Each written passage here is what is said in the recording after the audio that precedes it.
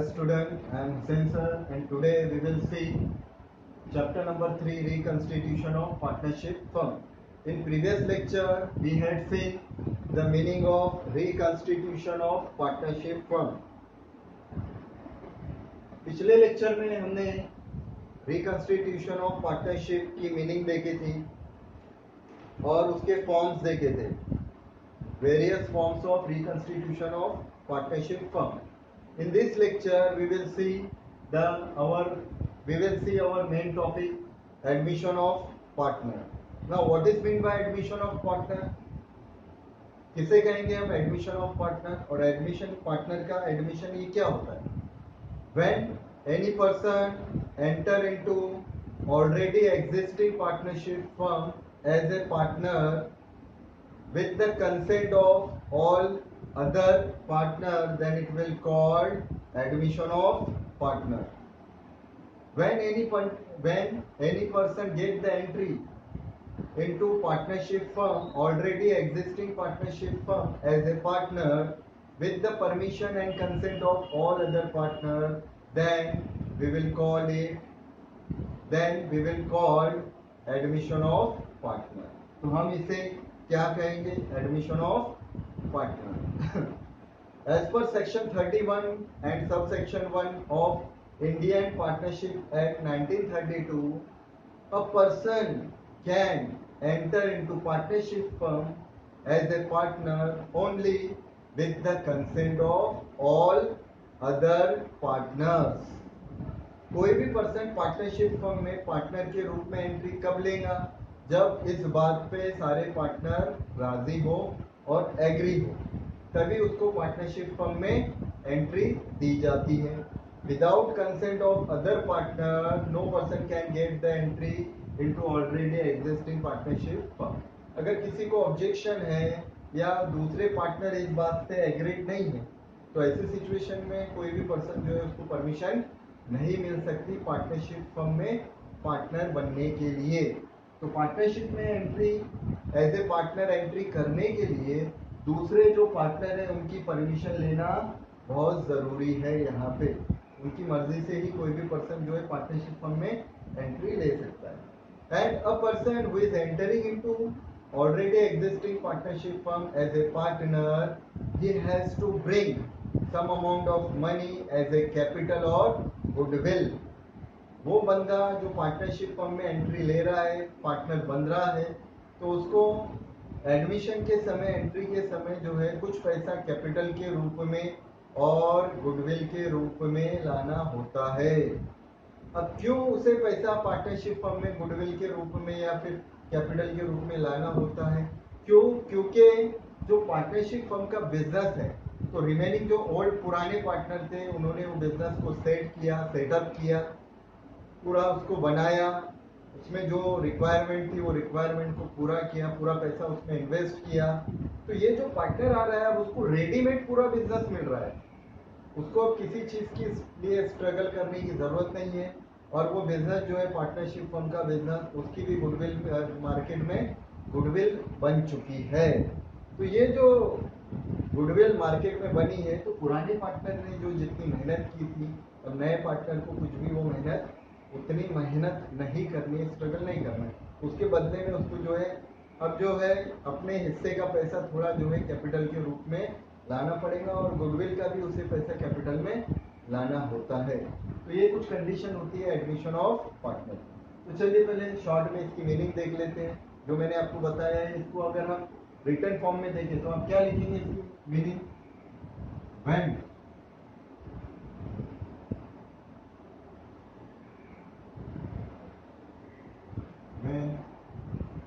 any person enter into already existing partnership firm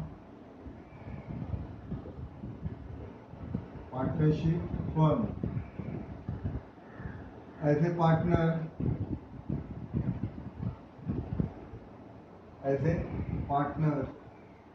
with consent of with consent of all other partners, consent of all other partners, then it is called admission of partner. Admission of partner. जब कोई person पहले से बनी हुई partnership firm में entry लेता है as a partner, उसको एंट्री मिलती है सारे रिमेनिंग पार्टनर की परमिशन से, तो इसे ही बोला जाएगा एडमिशन ऑफ पार्टनर। अब यहाँ पे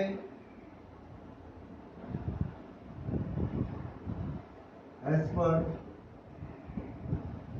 सेक्शन 31 और sub section 1 of Indian partnership act,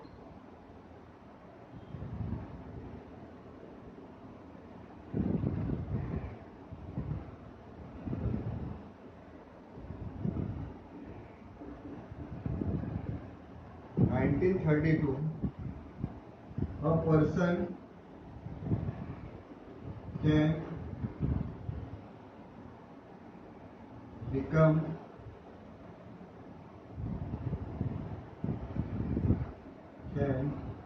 become a partner of already existing partnership firm or partnership firm only with the consent of all partners.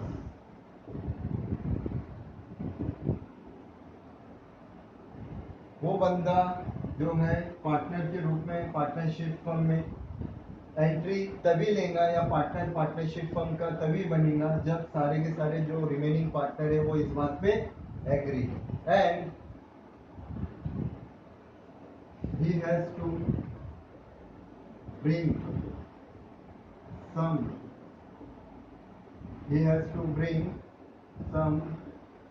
amount of money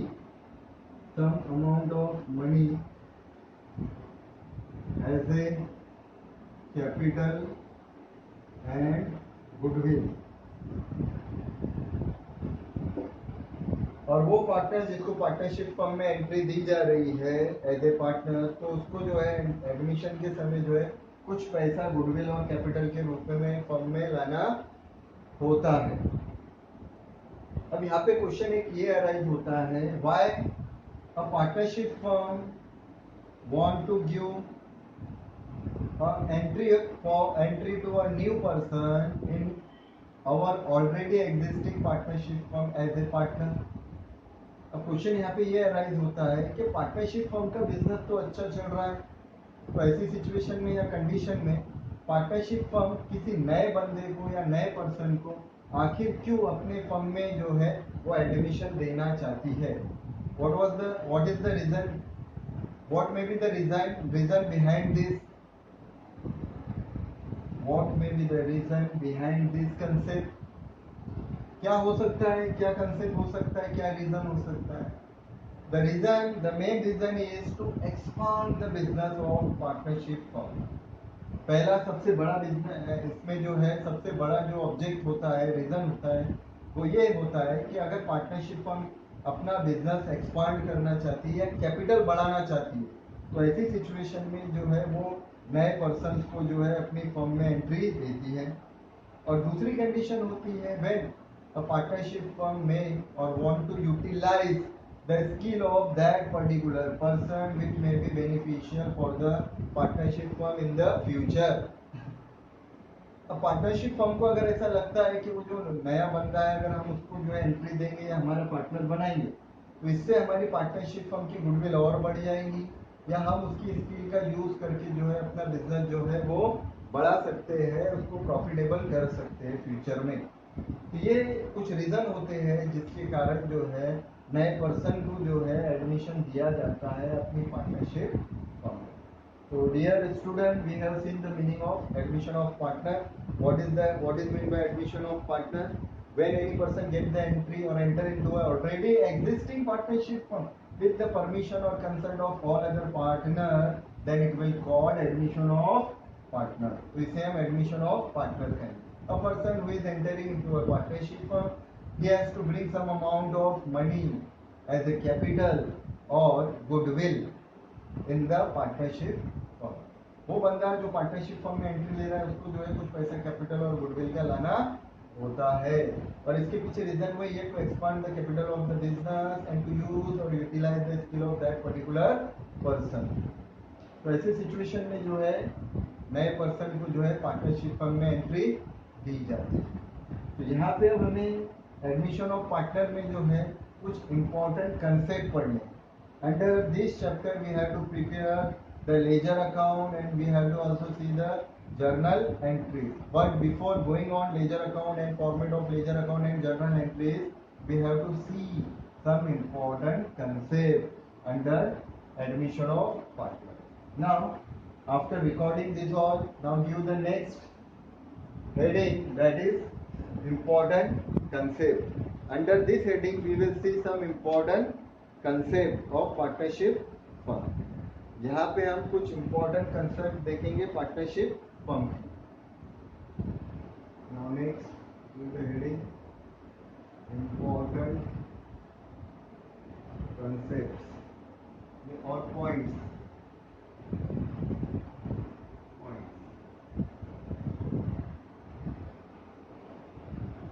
now after giving the admission of any new person in our already existing partnership firm, what may be the changes occur in our current partnership firm business?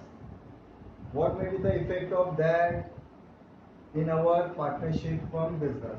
किसी भी नए बंदे को as a partner firm में entry देने पर जो है हमारे जो है फर्म में क्या इसका इफेक्ट हो सकता है और क्या इसका असर हमारे फर्म के बिजनेस पे पड़ सकता है, तो ये हमें सब जो है इम्पोर्टेंट कंसेप्ट में देखना है. तो सबसे पहले क्या होगा, after giving admission to a new person as a partner in our partnership firm, we have to terminate और cancel the old partnership agreement and now we have to prepare new agreement, new partnership agreement with new rules and terms and condition. नए partner को जो है entry देने के बाद अब पुराना एग्रीमेंट वो हमें कैंसिल करना पड़ेगा और नया एग्रीमेंट जो है वो फिर से बनाना पड़ेगा, और नए एग्रीमेंट में जो है नई टर्म्स और कंडीशन हमें लिखनी पड़ेंगी. तो ये सारी जो है कंडीशन होती है, सिचुएशन होती है किसी भी पार्टनर को जो है फर्म में एडमिशन देने के बाद. तो यहाँ पे हम अब 1 बाय 1 जो है सब इम्पोर्टेंट कंसेप्ट देखेंगे कि क्या होगा. देखिए, हम किसी को अगर न्यू एंट्री दे रहे हैं, फॉर एग्जांपल मैं आपको एक एग्जांपल से समझा रहा हूँ कि ए और बी दो पार्टनर थे, 50-50 बांट रहे थे, पहले आधा आधा ले रहे थे, आधा आधा का मतलब 50% प्रॉफिट लॉस, ये आधा बांटते थे. अब इन्होंने क्या किया, किसी सी को दे दिया एंट्री. अब ये जहाँ पे अब इनको 50% मिल रहा था हिस्सा, अब इनको अपने हिस्से में से इसको भी कुछ हिस्सा देना पड़ेगा, क्योंकि वो फर्म में एज ए पार्टनर एंट्री कर रहा है, और पार्टनर जो अब वो फर्म का बनेगा तो वो भी वो फर्म का मालिक बन जाएगा, ओनर बनेगा. तो ऐसे समय जब वो आ रहा है, अपना पैसा ला रहा है, अपने तरफ से जो है वो रिसोर्सेस ला रहा है, अपनी स्किल और नॉलेज जो है फर्म को दे रहा है, तो ऐसी सिचुएशन में वो भी कुछ ना कुछ फायदा जो है फर्म से लेगा. तो इसका फायदा उसको कुछ ना कुछ तो मिलना चाहिए. तो जब वो पार्टनर बन के आ रहा है एक्टिवली फर्म में, तो ऐसी सिचुएशन में अब उसको हिस्सा मिलेगा. तो जहाँ ये पुराना उनका जो रेशियो था, अब ये रेशियो कैंसिल होगा, नया रेशियो बनेगा. अब अगर तीनों इक्वली बांटना चाहते हैं तो अब इनका 50% नहीं रहेगा. फिर तीनों अगर इक्वली प्रॉफिट लॉस बांटना चाहते हैं तो 33.33%, 33.33%. अब ये तीनों का हो जाएगा 33.333 जो है परसेंट, ये तीनों का इक्वली इस तरह बटेगा 1/3. अब पहले हाफ था तो ये 1/क्या हो जाएगा, 3rd हो जाएगा. टोटल 3 हिस्से, 3 में से एक एक हिस्सा इक्वली सबको मिलेगा। तो ये चेंजेस होंगे पुराने एग्रीमेंट में, पुराना एग्रीमेंट कैंसिल होगा और नया एग्रीमेंट बनेगा। अब यहाँ पे पार्टनर जो है देखिए 50 से वो 33 पे आ गए, यानी 17% उन्होंने अपना शेयर जो है सेक्रीफाइस किया है। 17 पॉइंट समथिंग उन्होंने सेक्रीफाइस किया है। तो यहाँ पे उनको जो है ओल्ड पार्टनर को अपने प्रॉफिट का शेयर जो है वो सेक्रीफाइस करना होता है। तो ऐसे समय क्या होगा, पुराना रेशियो कैंसिल होगा और नया रेशियो जो है बनाया जाएगा, निकाला जाएगा। तो यहाँ पे जो सबसे पहला काम करना होता है termination of old agreement and preparation of new agreement, और उसमें सबसे पहला जो पॉइंट लिखा जाता है वो है new profit loss sharing ratio. ये इंपॉर्टेंट कंसेप्ट में हमें वही सब देखना है। तो सबसे पहला पॉइंट जो इंपॉर्टेंट कंसेप्ट में वही आएगा हमारा new profit and loss sharing ratio. New profit and loss sharing ratio. तो पॉइंट 1 बाय 1 जो है आप हेडिंग देते चले। यहाँ पे सबसे पहला इंपॉर्टेंट जो कंसेप्ट हम देख रहे हैं,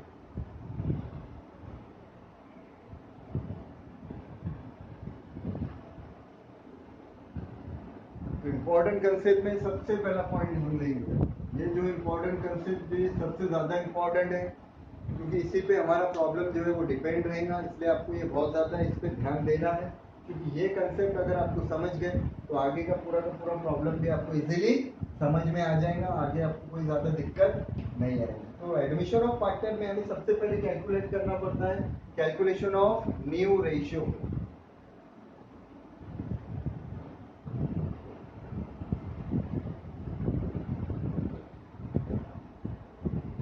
When any person enter into a partnership firm as a partner, now he is entitled to get the share in the profit of the firm from the date of joining, from the date of admission in the partnership firm। जिस date से कोई नया बंदा firm में entry करता है as a partner, उस तारीख से उसको जो है प्रॉफिट में फर्म के हिस्सा दिया जाता है।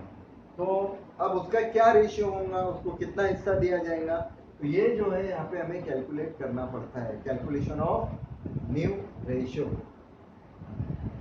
अब एडमिशन के समय जो है उसको जो है ये चीजें बता दी जाती है कि आपको कितना पैसा जो है कैपिटल का लाना है, गुडविल का कितना लाना है, और आपको फर्म में कितना हिस्सा शेयर में प्रॉफिट में आपको कितना शेयर दिया जाए। तो यहाँ पे न्यू प्रॉफिट रेशियो जो है सबसे पहले कैलकुलेट करना होता है। तो न्यू रेशियो निकालने के लिए हमें कुछ फॉर्मूले भी यहाँ पे लगाने पड़ेंगे। तो कुछ फॉर्मूले जो है यहाँ पे हमें देखना है for calculation of new ratio. तो यहाँ पे जो है न्यू रेशियो जो है निकालने का एक फॉर्मूला जो है आपको लिखना है यहाँ पे। Now write down the formula of calculation of new ratio.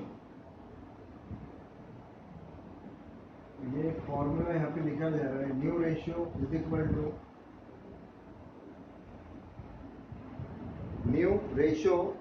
To old ratio into balance of 1।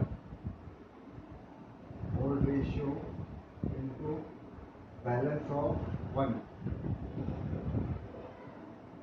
अब यहाँ पे ये एज्यूम किया जा रहा है कि प्रॉफिट 1 है।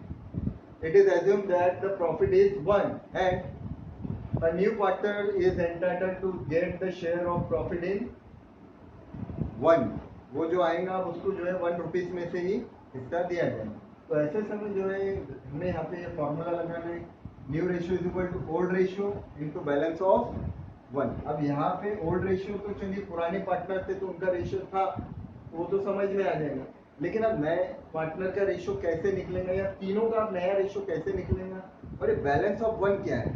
तो बैलेंस ऑफ 1 का मतलब होता है कि जो प्रॉफिट है 1, सारे पार्टनर जो है अब वो 1 में से जो है उसको कितना हिस्सा मिलने वाला है।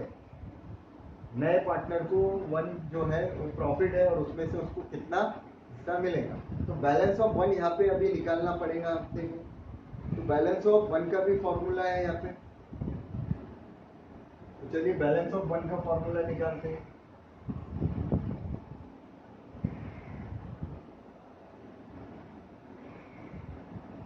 सेकंड आपको लिखना है balance of 1। Balance of one is equal to one minus share of new partner. सबसे इंपॉर्टेंट फॉर्मूला है जो आपको बताया जा रहा है, ये आपको आपके रजिस्टर में नोट डाउन कर लेना है। तो इस तरह जो है आपको यहाँ पे जो है न्यू रेशियो निकालना है, new profit loss ratio of all partners. अब यहाँ पे क्या होगा, पुराने पार्टनर का पुराना रेशियो था, उसको मल्टीपल करेंगे बैलेंस ऑफ वन से। अब ये बैलेंस ऑफ वन क्या है, तो बैलेंस ऑफ वन अब यहाँ इस तरह निकालेंगे, one minus share of new partner. For example अगर प्रॉफिट 1 रुपए है, अगर प्रॉफिट 1 रुपए है तो 1 रुपए में से जो नया पार्टनर आएगा उसका जो हिस्सा रहेगा 33%, 20%, 1/4, 1/5, वो जो है उसमें से माइनस हो जाएगा।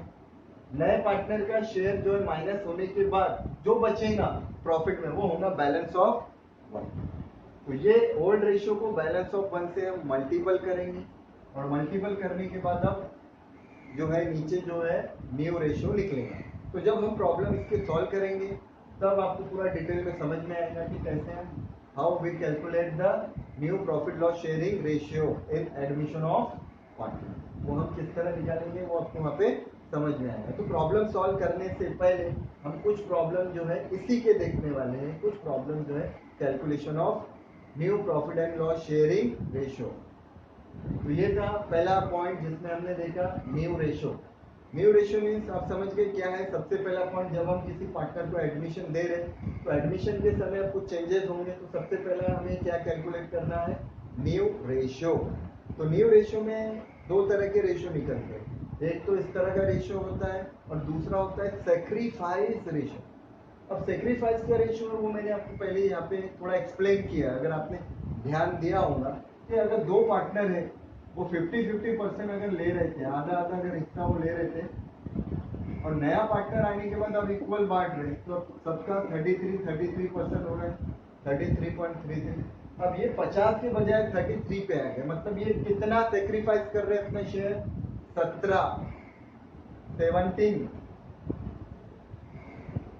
17 पॉइंट समथिंग जो है वो जो है, या 17 के आसपास आप समझ लीजिए 17% हम एग्रीगेट लेके चल रहे हैं कि 17% जो है वो सेक्रीफाइस कर रहा है।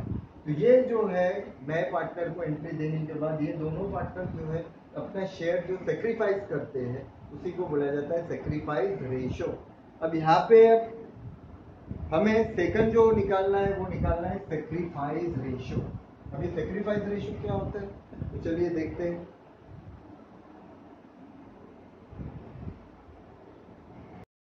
If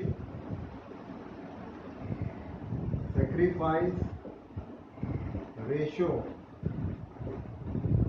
is given with old ratio, यहाँ पे जो है दो कंडीशन होती है क्वेश्चन में, या तो आपको सिर्फ ओल्ड रेशियो दिया होता है, पुराने जो पार्टनर का है वो ओल्ड रेशियो होता है क्वेश्चन में, या फिर उनके ओल्ड रेशियो के साथ साथ सेक्रीफाइस रेशियो भी अलग दिया होता है। अगर दोनों चीजें एक साथ है, ओल्ड रेशियो के साथ पुराने जो है पार्टनर का, अब सेक्रीफाइस रेशियो भी दिया जा रहा है, तो नया जो रेशियो निकलेगा उसका फॉर्मूला अलग होगा।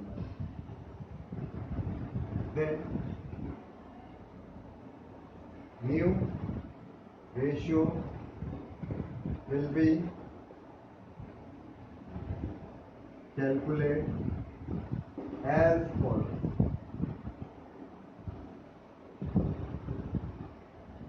अगर सिर्फ ओल्ड रेशियो दिया है तो ऐसे समय न्यू रेशियो का फॉर्मूला ये लगेगा, old ratio into balance of one, और बैलेंस ऑफ वन निकालेंगे 1 minus share of new partner. जब नए पार्टनर को एंट्री दी जाती है तो ये बताया जाता है कि उसको प्रॉफिट में कितना हिस्सा दिया जाएगा, उसका जो भी हिस्सा रहेगा वो इसमें से माइनस होगा। फॉर एग्जाम्पल इसको 1/5 हम दे रहे हैं नए पार्टनर को, 1/5 शेयर दिया जाता है, 1 माइनस आएगा 1/5, तो नए पार्टनर का जो है शेयर इसमें से माइनस होगा। तो इस तरह जो है बैलेंस ऑफ वन की वैल्यू आ जाएंगे, उसको ओल्ड रेशियो से मल्टीपल करेंगे तो न्यू रेशियो आ जाएगा। लेकिन दूसरी कंडीशन है, if sacrifice ratio is given with old ratio then new ratio will be calculated as follows. अब न्यू रेशियो कैसे निकलेगा, तो न्यू रेशियो का फॉर्मूला भी यहाँ बदल जाएगा। New ratio is equal to old ratio minus sacrifice ratio.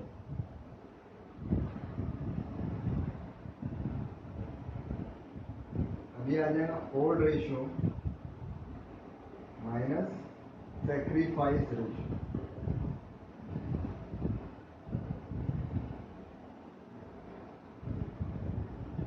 This will be the our new formula of calculation of new profit and loss sharing ratio। यहाँ पे याद रखिए, यहाँ पे न्यू प्रॉफिट लॉस के दो फॉर्मूले हमने देखे हैं, एक ऊपर का है और एक नीचे का है। तो कौन सा फॉर्मूला कब लगाना है ये आपको ध्यान में रखना है। तो ये फॉर्मूला कब लगेगा, जब क्वेश्चन में ओल्ड रेशियो के साथ साथ सेक्रीफाइस रेशियो भी गिवन है, तभी ये फॉर्मूला लगेगा। अगर सेक्रीफाइस रेशियो नहीं है, सिर्फ ओल्ड ही रेशियो है, तो ऐसी कंडीशन में जो है न्यू रेशियो इस फॉर्मूले से लगेगा। ये फॉर्मूला था, पहला कंसेप्ट था, पहला पॉइंट था एडमिशन ऑफ पार्टनर में जो हमने देखा, जिसमें हमने जो है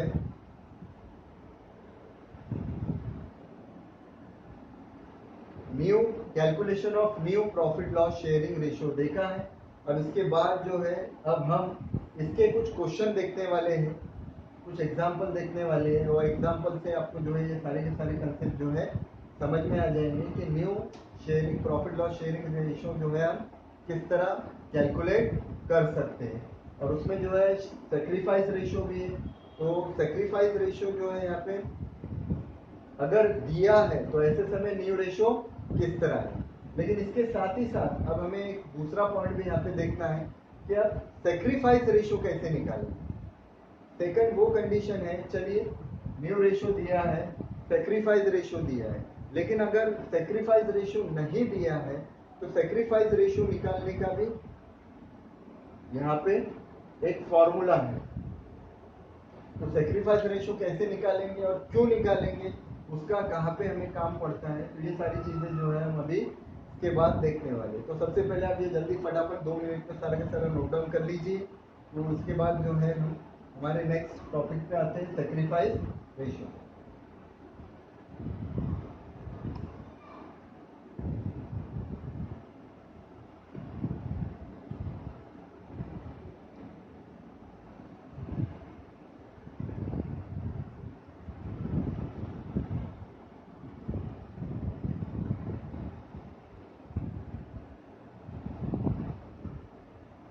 सेक्रीफाइस रेशियो मैंने आपको बताया हूं कि सेक्रीफाइस रेशियो क्या है। When a new person get entry into a partnership firm, in this situation, old partner has to have to sacrifice their share in profit। वो जब नया बंदा आ रहा है तो ऐसे समय जो है पुराने पार्टनर को जो है अपना हिस्सा सेक्रीफाइस करना पड़ता है। तो वो कितना सेक्रीफाइस करेंगे, कैसे करेंगे, तो उसी को जो बोला जाता है वो बोला जाता है सेक्रीफाइस रेशियो। जो रेशियो में वो जो अपना हिस्सा सामने वाले पार्टनर के लिए सेक्रीफाइस कर रहे हैं उसी को सेक्रीफाइस रेशियो बोला जाता है। तो सेक्रीफाइस रेशियो निकालने का भी एक फॉर्मूला है, मैं आपको यहाँ पे लिखवा देता हूँ। तो अब इसका भी फॉर्मूला लिख लीजिए, सेक्रीफाइस रेशियो। सेक्रीफाइस रेशियो का फॉर्मूला हो जाएगा old ratio minus new ratio. Old ratio में से न्यू रेशियो माइनस करेंगे, ये आ जाएगा आपका सेक्रीफाइस रेशियो।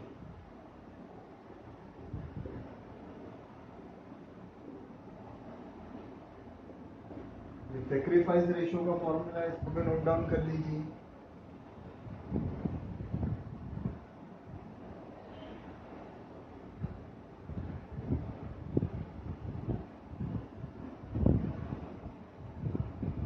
अब ये जो है सेक्रीफाइस रेशियो का क्या काम है, जब ये सेक्रीफाइस का रेशियो का काम होता है हमें गुडविल की ट्रीटमेंट में। जब आगे हम देखने वाले इंपॉर्टेंट कंसेप्ट में हमें गुडविल भी देखना है। तो जब गुडविल का कैलकुलेशन किया जाएगा, गुडविल जो है नया पार्टनर गुडविल का पैसा ला रहा है तो उसको जो है रिटेन या तो फर्म में रखा जाएगा, या पुराने पार्टनर जो है उसको जो है विड्रॉल भी करेंगे। चाहे तो पुराने पार्टनर वो गुडविल के पैसे को आपस में बांट भी सकते, विड्रॉल भी कर सकते। तो ऐसी कुछ कंडीशन होती है जब पुराने पार्टनर जो है वो गुडविल को विड्रॉल कर रहे हैं या गुडविल रेज की जा रही है, रिटर्न ऑफ की जा रही है, तो ऐसे समय जो है उसको जो है सेक्रीफाइस रेशियो में विड्रॉल या रिटर्न ऑफ या जो है किया जाता है। तो वो सारे के सारे कंसेप्ट जो है अब हम आगे जो है नेक्स्ट लेक्चर में देखने वाले हैं कि सेक्रीफाइस रेशो कब निकालना पड़ता है हमें और कैसे कैलकुलेट किया जाता है। उसके पहले new profit loss sharing ratio भी हम देखेंगे। तो ये हमारा आज का लेक्चर था जिसमें हमने एडमिशन ऑफ पार्टनर किसे कहते हैं उसकी मीनिंग पूरी डिटेल में देखी है और उसके बाद हमने इम्पोर्टेंट कंसेप्ट या पॉइंट जो है वो स्टार्ट किए।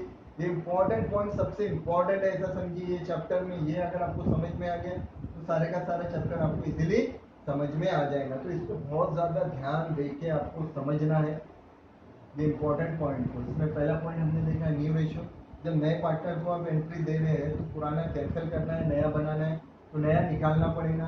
तो नया निकालने के लिए एक फॉर्मूला लगाना पड़ेगा आपको, वो फॉर्मूला हमें यहाँ पे आपको लिखवा के दिया है। ये फॉर्मूला आप सारे नोट डाउन करें। फिर उसके बाद जो है सेक्रीफाइस भी अगर दिया है तो ये फॉर्मूला लगेगा। और फिर बाद में जो है सेक्रीफाइस रेशियो अगर नहीं है तो सेक्रीफाइस रेशियो क्यों निकाला जा रहा है, ये सिर्फ गुडविल की ट्रीटमेंट के लिए निकाला जा रहा है। गुडविल की ट्रीटमेंट के लिए हमें सेक्रीफाइस रेशियो निकालना है। तो डियर स्टूडेंट, ये था आज का हमारा लेक्चर। ये हमारा आज का लेक्चर जो था वो एडमिशन ऑफ पार्टनर से रिलेटेड था, जिसमें हमने ये सारी चीजें देखी। Hope you understand the video lecture. अगर आपको वीडियो पसंद आए तो इसको लाइक कीजिए, शेयर कीजिए और चैनल को सब्सक्राइब कीजिए। कमेंट करके हमें ज़रूर बताएं कि आपको ये वीडियो कैसा लगा। अगर आपको इस तरह की वीडियो चाहिए तो हमारे जो है वीडियोस को जो है आप लाइक करते जाइए और हमारे चैनल पे अगर आप न्यू हैं तो इसको सब्सक्राइब। Thank you.